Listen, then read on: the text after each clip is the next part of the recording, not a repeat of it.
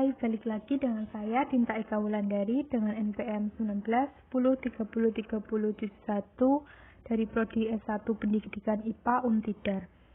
Pada video kali ini masih membahas tentang alat peraga yang saya buat, yaitu telepon kaleng.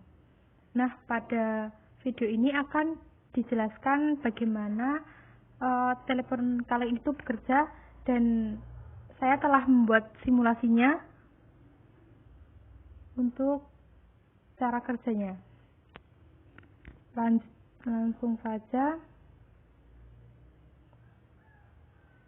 KD dari materi ini yaitu KD 3.11, menganalisis konsep getaran, gelombang, dan bunyi dalam kehidupan sehari-hari termasuk sistem pendengaran manusia dan sistem sonar pada hewan. Dan 4.11 menyajikan hasil percobaan tentang getaran, gelombang, dan bunyi. Nah, telepon kaleng ini termasuk dalam materi yang ada pada KD 3.11 ini, di mana pada telepon kaleng itu juga ada getarannya, juga ada gelombangnya, bunyinya juga, terus ada pada kehidupan sehari-hari itu sistem pendengar manusia juga masuk ya. Berarti yang di sini yang tidak masuk adalah sistem sonar pada hewan. Lanjut indikatornya. Getaran, gelombang, dan bunyi. Yang pertama getaran, yang kedua gelombang, yang ketiga bunyi, yang keempat sistem pendengaran pada manusia, yang kelima pemanfaatan gelombang bunyi dalam kehidupan sehari-hari, yang keenam sistem sonar pada hewan. Nah, telepon kaleng pertama kali dilakukan percobaan oleh Robert Hooke, seorang fisikawan dan polimet asal Inggris. Pada tahun 1664 sampai 1665, Hooke bereksperimen dengan transmisi suara menggunakan kawat. Telepon kaleng berhasil dibuat oleh Hooke pada awal tahun 1667.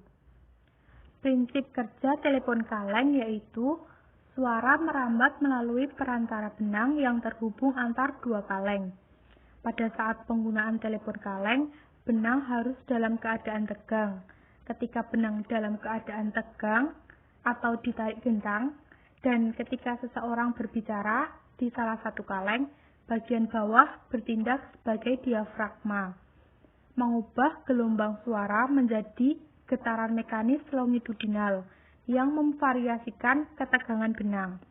Variasi ini membentuk gelombang longitudinal dalam string yang bergerak ke kaleng kedua, yang menyebabkan bagian bawahnya bergetar dengan cara yang sama pada kaleng pertama, sehingga menciptakan kembali suara yang didengar oleh orang kedua.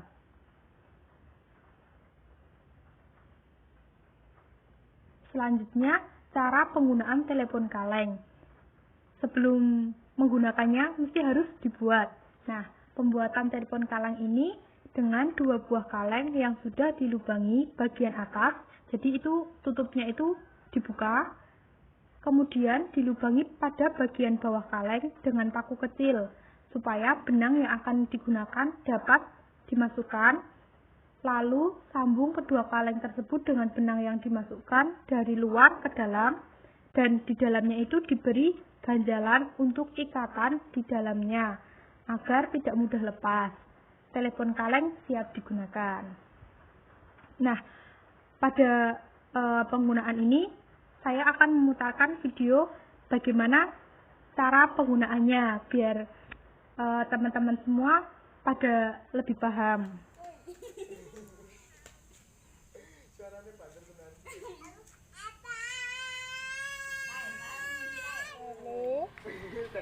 Halo, hai, awas motor, minggir, awas motor. Tunggu, Mbak. Nah, jadi seperti itu penggunaan telepon kalengnya. Cukup sekian dari saya, kurang lebihnya mohon maaf. Terima kasih.